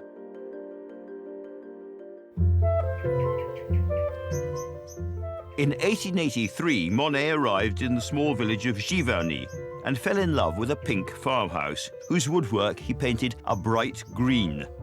This would become a home for him and his growing family for the rest of his life. Plunging into its large, overgrown garden, he could shape nature to feed his art. At Giverny, it's hard to spot where the gardening ends and oil painting starts. The only time he found he was happy was when he was surrounded by nature and colour. He planted everything very consciously and created a kind of canvas, a living canvas that he could paint. And alongside his studio and his work, this would become a busy family home. Monet lived here with his 2 children, Michel and Jean, and, after the death of his first wife, his new love, Alice Ochdet, and her 6 children. His great-grandson, Philippe Piguet, remembers visiting the house as a young boy. Nous venions souvent ici, tantôt pour venir chercher des œufs du poulailler, tantôt pour aller pêcher avec mon frère au bassin. Ou bien alors il y avait un autre jeu qui nous plaisait beaucoup, c'était de jouer dans le grand atelier des nymphéas. On s'amusait comme des fous, on était gamins. The house and gardens that would become Monet's inspiration, his refuge, have remained today exactly as they were when he lived here. Nous sommes ici dans la salle à manger de Claude Monet. C'est une salle à manger que je connais bien. Petit, j'ai mangé à cette table. C'est là où se tenaient les repas familiaux, famille assez nombreuse, puisque Monet s'est installé ici à Giverny avec ses 2 enfants et avec Alice Hochdé et ses 6 enfants. It was the beginning of an extraordinarily productive decade. Monet's obsession with nature led to the creation of some of the most famous Impressionist paintings ever produced. From the coast of Normandy to the boulevards of Paris, from cathedrals to cornfields, Monet chose images which spoke to the French people. His painting broke boundaries all the time and was often revolutionary, but above all, he was intensely patriotic. And the world quite quickly caught up with his vision. The artist who'd once been so readily dismissed began to find himself highly in demand. After the late 1880s, certainly through the 1890s, for the rest of his life, he was really #1. He was extremely popular with the critics, with the public. He was described as having the greatest eye in the history of art, this marvelous gift of the gods. And so it's not just that his prices are very high. He was the most famous painter in the world. Monet's career flourished. So did his finances. By the 1890s, he had 8 gardeners, and in 1893, he embarked on the project that would come to define him for the rest of his life. His water lily pond. He had water siphoned off from the river into his garden pond, and this Japanese bridge over it. He planted irises and tulips, forget-me-nots, roses and wisteria, but it was the water lilies that would win his heart. Finally, he had the perfect subject for his obsession with light, movement and color. Il se lève tôt le matin, très tôt. Il prend un bon petit déjeuner et il est au travail dès 8 heures du matin jusqu'à midi. À midi, c'est le déjeuner. On se retrouve en famille, on prend le café, et puis ensuite, à 14 heures, il retourne à l'atelier travailler. Et il revient vers 18 heures, mais il se couche très tôt. Parce que, comme on le dit, qu'est-ce que vous voulez que je fasse une fois que le soleil est couché? In a letter, Monet wrote, "All at once I had the revelation how wonderful my pond was, and I reached for my palette, and I've hardly had any other subject since that moment." This was his passion project. Over the next 2 decades, he created around 250 canvases of the same pond, unaware that they'd become the inspiration for his great masterpiece to come. I've always been fascinated by this extraordinary and evolving body of work. Monet painted his water lily pond in every season, every time of the day, every kind of weather. He was obsessed by trying to paint what, strictly speaking, can't be painted. Movement. He was trying to capture the unstoppable shifts of light and colour on the surface of the water, what you might call the flicker of the real. Monet's brushwork changed with almost every piece, ranging from bold dashes and confident flourishes to gentle, fluid strokes. At times, he used a palette knife, building up layers to create the illusion of vegetation. 250 paintings of the same thing. Everyone is completely different. And you know, it's not just the time of day or the weather that makes them different, it's the mood as well. So there are kind of dreamy, languorous moments, saturated in light violets and purples. And then there are other paintings which are almost hallucinogenic, as if he was on some kind of drugs. The colours are so strange and so intense and so bright. You think, what was going on there? Nothing has ever looked like that. And there are others, again, where there's just a joyous, gentle, youthful, kind of exuberant, almost adolescent sense of colour.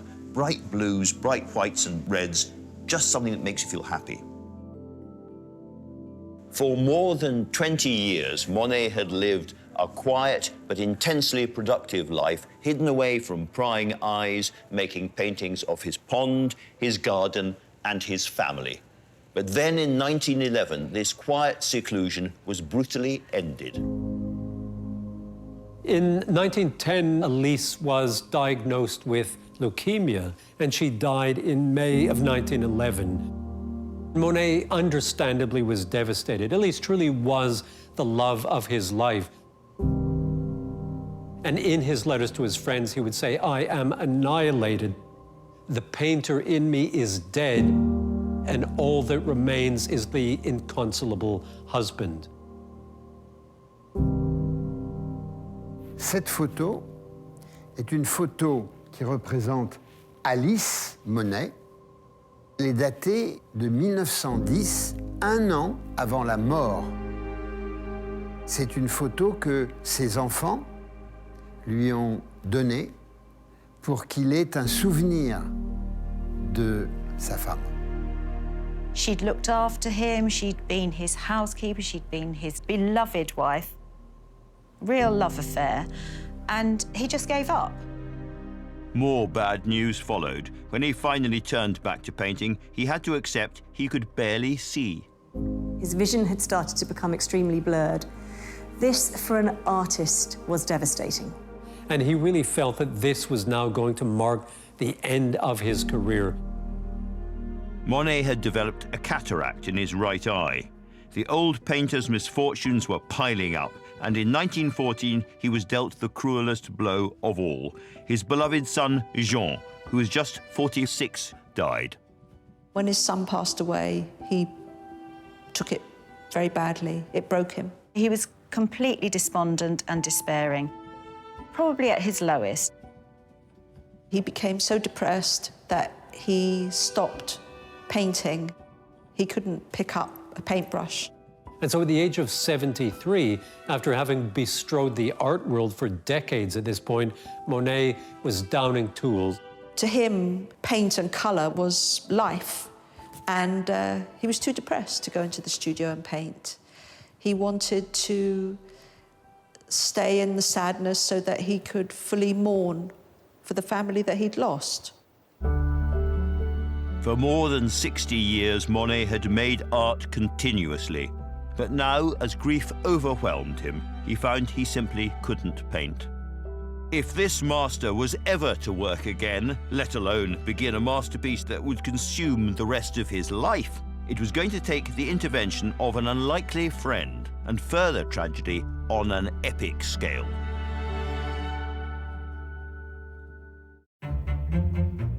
In 1914, the world's most famous artist, Claude Monet, essentially stopped painting. Overcome by grief and failed eyesight, his paintbrushes and studio were left untouched until the intervention of a close friend, the former French Prime Minister, Georges Clemenceau. They'd first met in 1860s Paris when Clemenceau was a young journalist and Monet a struggling artist. The friendship between Monet and Clemenceau survived and thrived despite the fact, maybe because of the fact, that they were opposites in so many ways. If Clemenceau was the fearsome tiger, Monet was what Clemenceau called the hedgehog. And he always needed someone like Clemenceau or like his wife Elise, someone who could support him. Clemenceau would come to see Monet and chat to him, to lift him up and try and convince him not to be so depressed and to start painting that would cheer him up. And then between them, they discussed this idea that Monet had already had, but between them, the idea became bigger and more grand. And that project was to radically expand his obsession with the pond and the water lilies. This is something that Monet had gone back and forth with throughout his life. He's been painting the water lily ponds for years and years and years. And Clemenceau said, these are really rather good. And that was all that Monet seemed to need at that point. This would be more than a painting, it would be an experience in virtual reality. Le plus important dans ce projet, c'est le concept d'avoir pensé une œuvre à 360 degrés, donc une œuvre dans laquelle le visiteur est invité à être totalement immergé. It would evoke the experience of standing on the edge of his pond, Giovanni. This would be on a scale Monet had never attempted before. Each canvas would be 6 by 14 feet, and he planned to paint a whole family of them. This was huge, this project. First of all, he had to paint the canvases in the garden because he didn't have a studio that was large enough. They were put on wheels so he could move them around and see what they looked like together. He replaced his old dilapidated studio with a new one specially built to fit his huge canvases. This was the greatest artistic challenge Monet had ever taken on, and time was not on his side. The peace and calm of France was shattered as the Great War now engulfed Europe. Giverny might seem a small, beautiful place, far removed from the Western Front, but in fact, war came to the village and really stayed there throughout the 4 years that Monet was working on his paintings. Most of the villagers hurriedly abandoned their homes, not Claude Monet.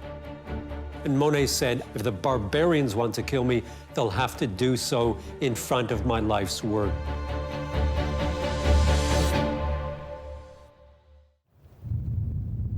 He could hear the fighting, he could hear the bombs and the shooting. Within the first few months, so many young soldiers were killed. The war was personal to him.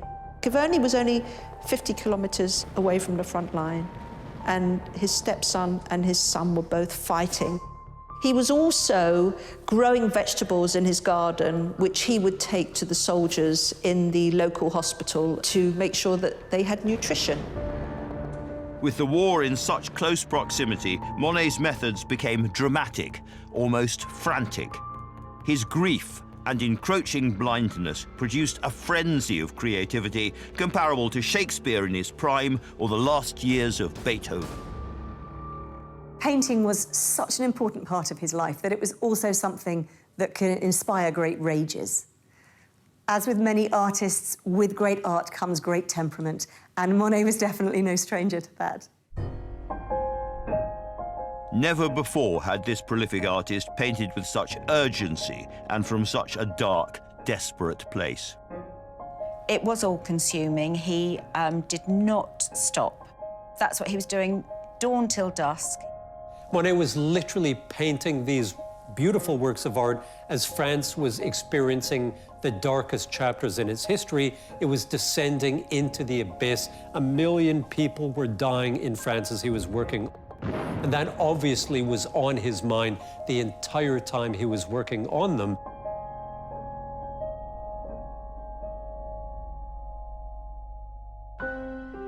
But he still felt the same way about his water lilies as he had when he first planted them. These landscapes of water and reflection have become an obsession for me, he'd written to a friend. It is beyond my strength as an old man, and yet I want to render what I feel. The colours became wilder, more outrageous. The brush marks became less controlled.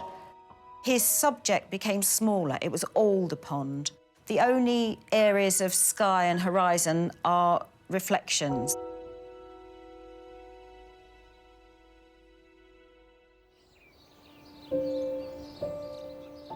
Finally, at 11 o'clock on the 11th of November 1918, the pounding of the guns ceased.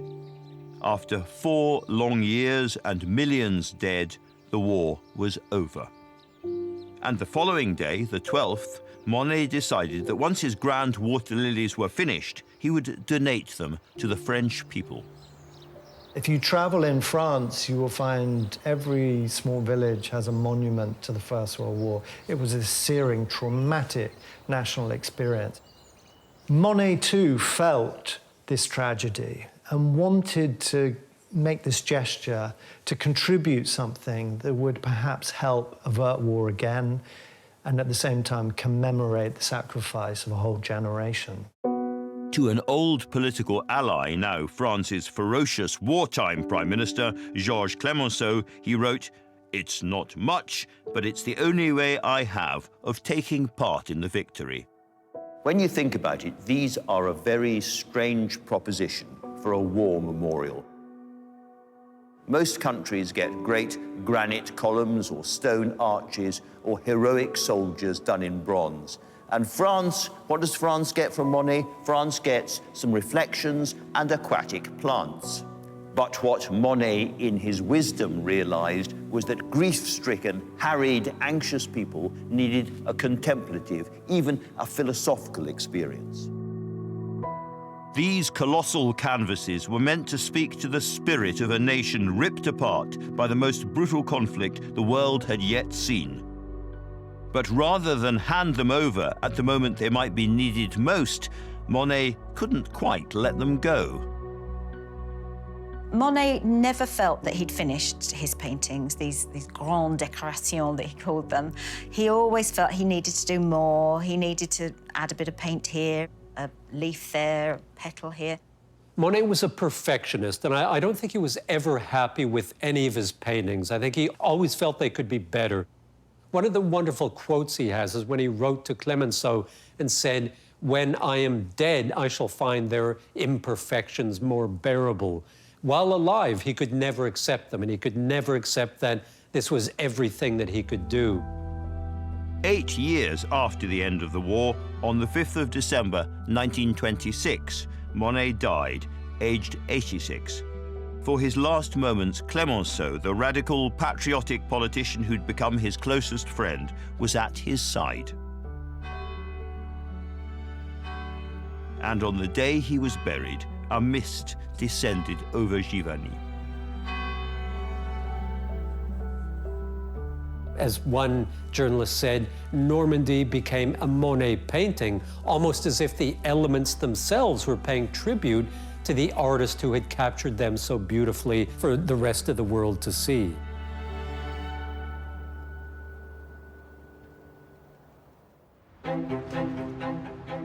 Shortly afterwards, his vast panels were transported from Giverny to the Musée de l'Orangerie in Paris, where they were installed exactly as Monet had prescribed. There was nothing like them anywhere. The shape of the two oval rooms meant those who visited would have no sense of where the cycle of canvases began or ended. He'd very carefully decided which ones he wanted alongside each other, adjacent, juxtaposed and all in the gallery. They are exactly as he would have arranged them. We get to see, when we go into those two rooms, an art exhibition curated by Monet himself. These were the paintings that he hand-picked. He wanted people to be surrounded by them, which meant they had to be displayed in a panorama. What we would describe today as an installation that would be immersive. What Monet had imagined was a way for the viewer to escape into his world. Monet made these pictures so big for a purpose. They surround you, they envelop you. And because they're so big, you can't simply concentrate on one part of one picture for very long. Your eye is caught endlessly by the next thing. And as you let yourself be surrounded and enveloped by these pictures, you get a sense of timelessness, of endlessness. But as you get lost in the cycle of life, it's almost as if a pattern begins to emerge. After a while, you realize that what's happening as one bit of one picture fades into another bit of another picture, as one color bleeds into another color, every color is changing and morphing and rippling around you, and you realize after a while that these are perhaps the world's only really successful paintings of time moving. The physical dimensions are really significant. The way in which you walk into an entire architectural space and feel as if you are standing there on the edge of the pond, looking across this surface. Monet's great installation would finally open to the public in May 1927. But the big question remained, would the world be ready for these paintings?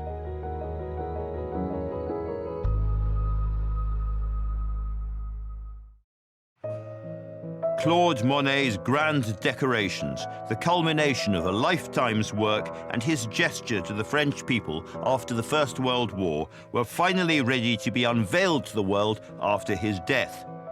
This was a project that may have taken the artist 12 years, but was the world ready?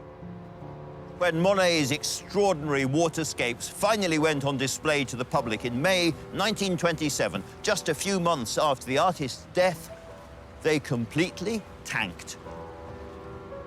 The reviews were terrible. They said that he had left behind nature, which he had painted so convincingly for much of his career, and begun painting internal impressions instead. They were really criticised. Oh, scathing criticism. The critics said that he hadn't moved on from Impressionism. They really saw this as the work of someone who had lost his way artistically and maybe even lost his way emotionally or mentally. Monet's godson wrote that Monet died twice, once in Giverny in 1926 and then a second time with the opening of the Orangerie. Just as the world hadn't been ready for Monet's first exhibition 50 years earlier, so the same thing happened now. People did not come. Clemenceau was devastated. In June 1928, he observed there wasn't a soul there. As Monet's vast canvases began to gather dust, their tailor-made gallery was taken over for other needs. The space that was built for them was covered with false walls to show other artworks by other artists and other exhibitions. There were medieval tapestries shown in front of them. When the ceiling leaked and water dripped on the paintings, nobody really cared. And they used the room almost like a centre for other activities, dog shows even. That was humiliating enough. But in August 1944, towards the end of the Second World War, the Orangerie was bombed and Monet's canvases were damaged. It was a catalogue of relentless indignities. With shrapnel from Allied shells buried in the canvases, Monet's grand decorations, the work on which he had driven himself to exhaustion for the last 12 years of his life, were now effectively forgotten. As a final insult to Monet's work, in 1966, the Orangerie acquired a new collection of art.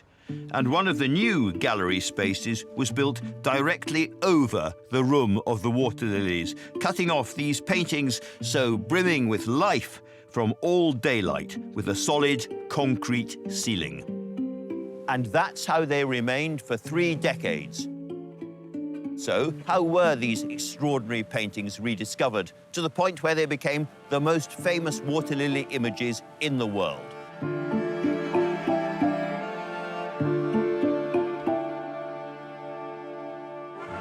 Just off Fifth Avenue stands the spanking new home of a nationally important institution, the New York Museum of Modern Art. The next chapter of this story begins in New York, in the then achingly cool Museum of Modern Art. Inside was one of Monet's water lily paintings, a forerunner to his grand decorations. While the reaction was negative in Europe, over in New York, people were flocking to see that. And it was becoming a magnet for a new wave of American artists, the abstract expressionists. They painted big, and they wanted to see the vast canvases that the smaller water lily paintings had inspired. Every young American painter coming to Paris flocked to the Orangerie to pay homage to the great Claude Monet and to see these paintings that they had been hearing about for themselves, and they were astounded by them. They absolutely loved them, went back to America and started to paint, inspired by them. Rothko, Jackson Pollock, de Kooning, artists that could work big, and artists that could use their whole arm to paint with. Monet, the master of European Impressionism, was now becoming a figurehead for American abstract art. Monet n'est pas un peintre abstrait, mais il ouvre les portes d'une possibilité de l'abstraction. Et ça, c'est une qualité qui le met au sommet d'une histoire de l'art du XXe siècle. But although Monet's paintings were resonating with a new generation of artists, the orangery itself remained something of an embarrassment. Optimistic visitors couldn't believe the way Monet's grand decorations were being displayed. In 1996, it was finally decreed that the gallery would undergo a $36 million renovation to become a more fitting host to its rediscovered treasure. The responsibility was handed to the architect Olivier Brochet. Quand nous sommes arrivés la première fois à l'orangerie, on avait l'impression de descendre à la cave pour aller voir les nymphéas. Brochet came up with a radical strategy to light Monet's masterpieces in a way the artist had always dreamed of. He decided to remove the concrete ceiling above the water lilies and replace it with a skylight, all without damaging the murals themselves. C'est un défi technique immense. Les murs que vous voyez, on ne peut pas la déplacer. Et on ne peut pas décrocher ces peintures du mur. Et donc ici, on est en train de construire l'abat-jour pour ramener la lumière. Et les nymphéas, dans les conditions, sont toujours là-dedans, comme celle-là. Now sitting deep in the heart of a construction site, Monet's canvases had to be protected by specially made cases. Sur toute l'œuvre, il y avait des palpeurs, tous les 20 cm. Et dès qu'on faisait trop de vibrations au-dessus, il y avait une alerte et le conservateur venait du Louvre et arrêtait le chantier. Très souvent, nous étions obligés d'arrêter le chantier et ça a beaucoup ralenti le chantier. It took 6 years and almost $40 million, but in 2006, the doors finally reopened. And this time, the public was ready. You couldn't get more different from the time they were first displayed in 1927. People celebrated, media news went round the world, everyone was queuing to see them. The paintings were utterly transformed. That space was transformed, and you could finally see the paintings as Monet wanted us to be able to see them, in a kind of natural light, in a beautiful kind of luminescence, which was the sort of light that he strove to paint throughout the course of his entire lifetime. Notre grande fierté, c'est d'avoir, d'une part, restitué la primauté, la pleine présence de l'œuvre de Monet, comme il l'avait voulu, comme il l'avait installé. Elle a retrouvé son esprit d'origine. Cette incroyable immensité picturale dans laquelle il nous invite finalement à nous plonger et dans laquelle, par le biais de ce bassin, il a capté quelque chose de la beauté du monde. Et c'est là où Monet est un pionnier total. From being forgotten, they now have a unique importance in the life of this city. The grand decorations are so special because they were a tribute to the French people. They were a tribute to the war. It wasn't just water and trees. The trees were almost bowing in respect to the Parisians. It's a temple to art and a temple for modern France.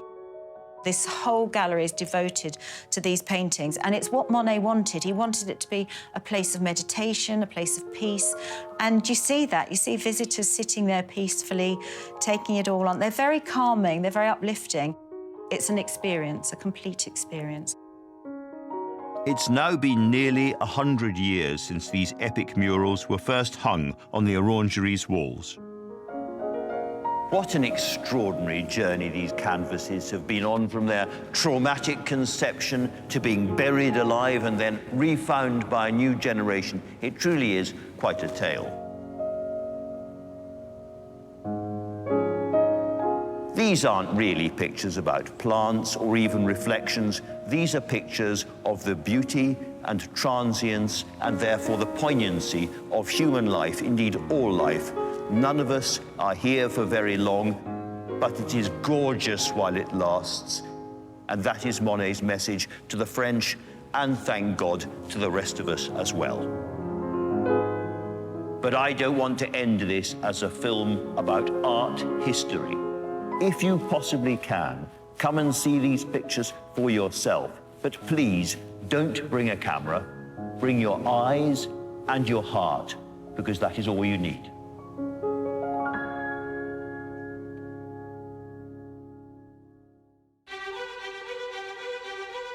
Next time, the quintessentially English landscape.